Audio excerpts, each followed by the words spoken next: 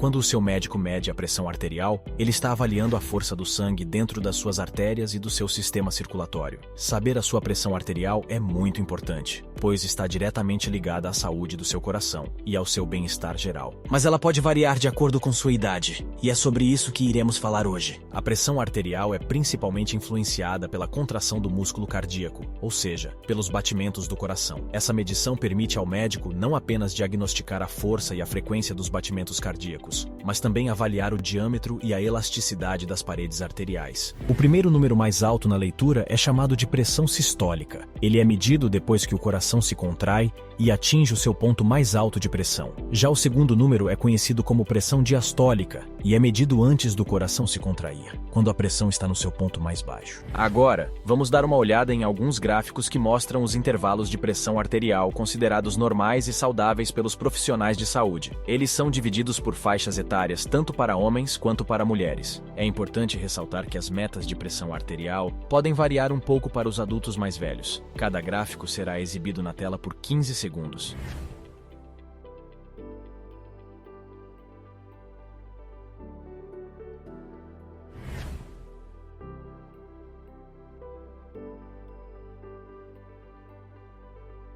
Bom, mas por que é importante que as pessoas tenham uma tabela de pressão arterial com base na idade delas? É porque à medida que envelhecemos, certas partes do nosso corpo, especialmente as artérias, tendem a ficar mais rígidas. Com isso, é como se o sangue precisasse fazer mais força para passar, e é por isso que a pressão arterial tende a aumentar conforme ficamos mais velhos. De acordo com o Colégio Americano de Cardiologia e a American Heart Association, pessoas com 65 anos ou mais devem buscar manter a leitura da pressão arterial abaixo de 130/80. A pressão alta, também conhecida como hipertensão, aumenta o risco para a saúde e pode levar a ataques cardíacos, derrames, doença renal crônica e outros problemas de saúde. Por isso é essencial manter nossa pressão arterial dentro de uma faixa saudável. Para se ter ideia depois dos 40 anos, se o número da pressão sistólica, que é o número maior, aumentar em 20 ou se o número diastólico, que é o menor, aumentar em 10, isso serve como um sinal e fator de risco para dobrar as chances de ter um derrame ou ataque cardíaco. Assustador, né? Por isso é crucial monitorar de perto sua pressão arterial. Agora vamos falar sobre quando um médico pode prescrever medicamentos para a hipertensão, ou seja, quando é a hora de confirmar o diagnóstico de pressão alta e começar a tratar. Irei deixar um link de um composto natural que protege o coração contra doenças cardíacas. Se tiver interesse, pode conferir, mas daqui a pouco falarei mais sobre isso. Bom, a decisão sobre tratar a hipertensão ou não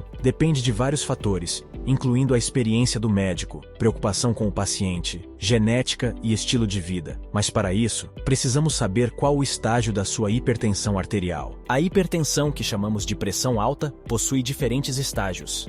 A hipertensão de estágio 1 é indicada por uma pressão arterial sistólica variando de 130 a 139, enquanto a pressão arterial diastólica fica entre 80 e 89. Este estágio é representado pela cor laranja. Por outro lado, a hipertensão de estágio 2 é caracterizada por uma pressão arterial sistólica de 140 ou mais e pressão arterial diastólica de 90 ou mais. Esses números colocam você na zona vermelha, indicando hipertensão de estágio 2. Porém, se sua pressão arterial exceder 180 na sistólica e 120 na diastólica, é considerada uma crise hipertensiva e é crucial consultar imediatamente seu médico. Vale lembrar que isso é variável. Aqui no Brasil consideramos hipertensão quando a medida é maior que 140/90 em duas medidas diferentes.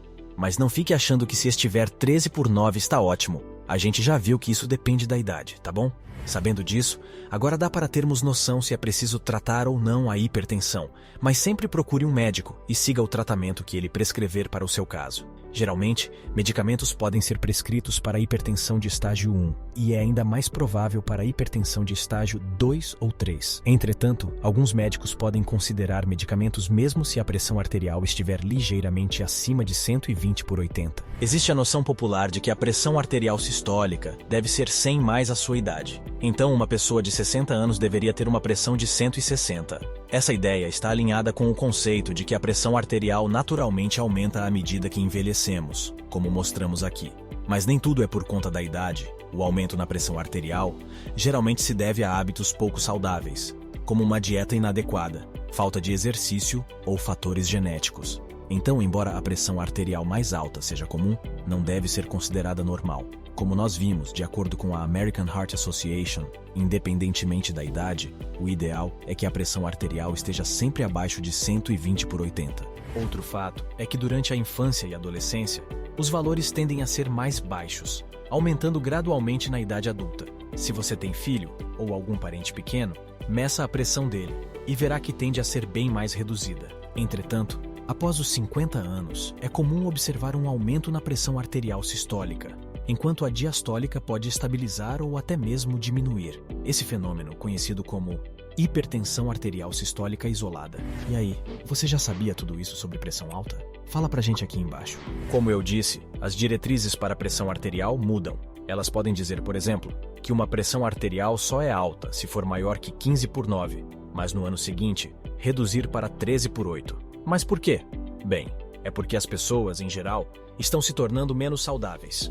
Provavelmente seus avós se alimentavam melhor que seus filhos e netos.